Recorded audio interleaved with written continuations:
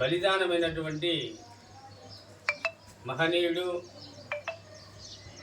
Doctor Shyama Prasad Mukherjee గారు. ఆయన స్వాతంత్రానంతరం ఈ దేశంలో మెజారిటీ వర్గీయులైనటువంటి ప్రజల కోసం పార్లమెంటులో గలం విప్పని సందర్భంలో ఆయన కాంగ్రెస్ ప్రభుత్వంలో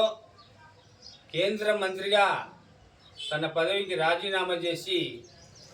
బయటికి వచ్చినటువంటి గొప్ప దేశభక్తుడు. ఆయన చిన్నతనం నుంచి ఆ యొక్క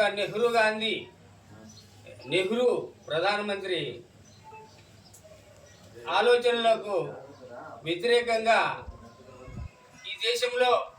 ఒక రాజకీయ పార్టీని కూడా స్థాపించాలని చెప్పి మన ద్వితీయ సరసంఘచాలక్ అయినటువంటి గురూజీ గారు ఆలోచన చేస్తున్న సందర్భంలో ఈయన హిందూ మహాసభ అధ్యక్షునిగా ఉండడం, ఆయనను సంప్రదించి ఈ యొక్క రాష్ట్రీయ స్వయం సేవక్ సంఘ్లో కూడా మామూలుగా ఈ విద్యకు సంబంధించి అఖిల భారత విద్యా పరిషత్ అని, హిందువులకు సంబంధించి విశ్వ హిందూ పరిషత్ అని ఈ విధంగా ఉన్న సందర్భంలో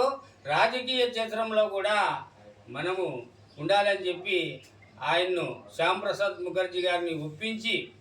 ఆయన ఆలోచనలు రాష్ట్రీయ స్వయం సేవక ఆలోచనలు ఒకే విధంగా ఉన్న కారణంగా ఆయన్ను భారతీయ జనసంఘ్ అనే పేరుతో రాజకీయ పార్టీని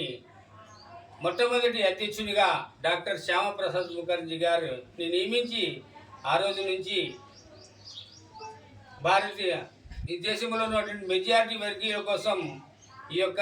హిందువులలో కోసం పోరాడే విధంగా ఆయన రావడం, ఆయన దేశమంతా తిరిగి భారతీయ జనసంఘ్ను విస్తరించడం, ఆయన అధ్యక్షుడైన తర్వాతనే పార్లమెంటులో సభ్యులు కొంతమందిని ఎన్నుకోబడడం. ఈ యొక్క సందర్భంలో పార్లమెంటులో ఈ యొక్క మన దేశంలో ఉన్నటువంటి కాశ్మీర్ కూడా ఒక భాగము, దానికి రాజ్యాంగ రచనా సంఘం రచించినటువంటి అంబేద్కర్ గారు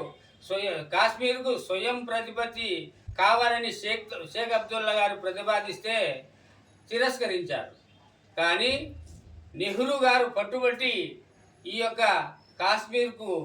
స్వయం ప్రతిపత్తి 370 ఆర్టికల్ను చేర్చడం జరిగింది. దాని కారణంగా అక్కడ ఉన్నటువంటి